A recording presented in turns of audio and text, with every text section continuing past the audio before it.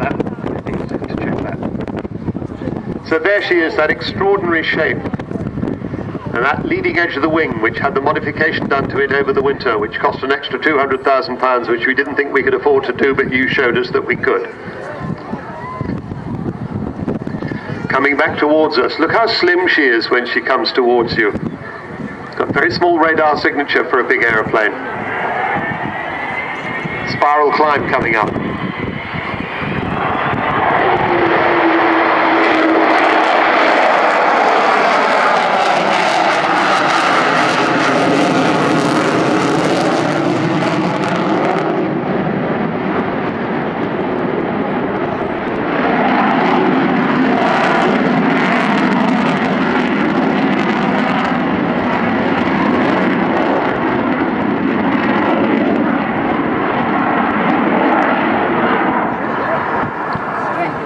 Magnificent sound of 4 Rolls-Royce Olympus 202 engines, 16,400 pounds of static thrust each, and the wheels coming down as she starts her descent from the spiral climb. 18 wheels, 16 in the main undercarriage and 2 in the nose.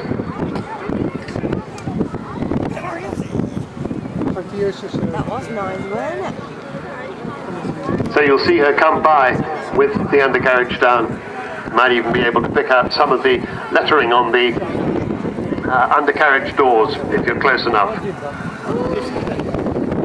Interesting when you look at the size. She's about the same size as a not very big Airbus airliner.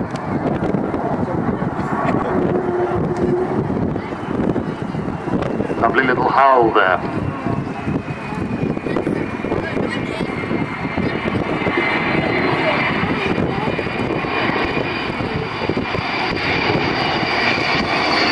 So if you look on the undercarriage door on the far side, you see Airbus. One of the major sponsors had to repaint it because it was EADS, they changed the name.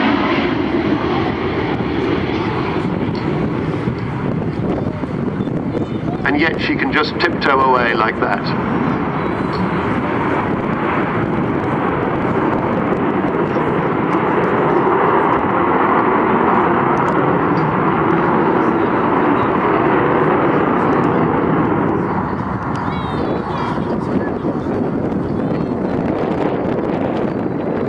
Seen this display before, but what I expect to see now is that as she comes past in front of us, we'll see the bomb bay open. This is the weapons bay that carried 21,000 pounds of conventional bombs, 21 1,000-pound bombs.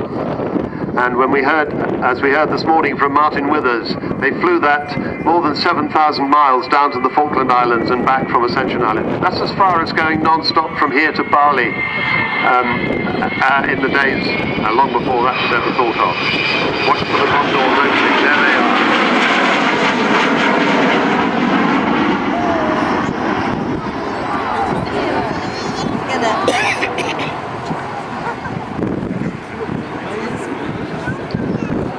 Because, of course, in 1982, towards the end of her operational career, and supported by 11 Victor tankers and one other Vulcan, Vulcan 607 hit the centre line of Port Stanley runway in the Falkland Islands with one bomb, and they hit the edge of the runway with another, which made it unusable for the Argentine fast jets.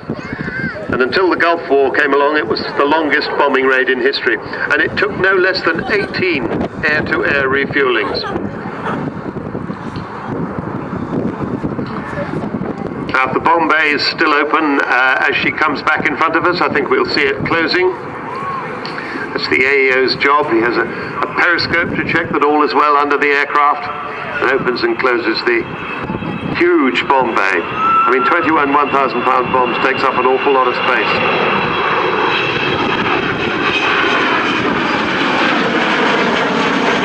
You could have your name inside that bomb bay. Actually, I may be wrong about it. I think you could have had your name inside the bomb bay. It is absolutely full of the names of people who've contributed money for that purpose.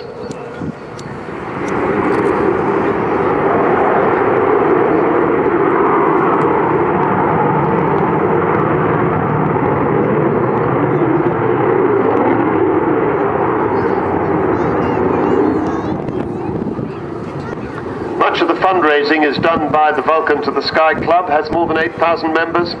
One of the biggest aviation heritage support clubs in the world. They're running the Vulcan mini village here, off to the right of the control tower if you're looking at the airfield. Do go and see them when Vulcan's gone. Now I think this may be her last pass, I'm not quite sure.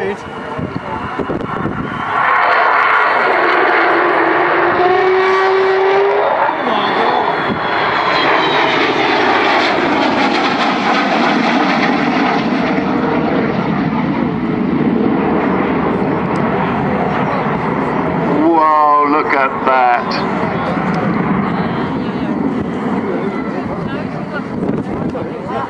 Vulcan and Kev Ruman's trademark. And that is the end of the Vulcan display. What a lovely sight on this gorgeous summer's day at Royal Air Force Cosford. And many thanks to the Vulcan, to the Sky Trust for bringing her over here. Please do go and see the people at the mini Vulcan village. Go and support that magnificent aeroplane. You can in fact support it without going anywhere by texting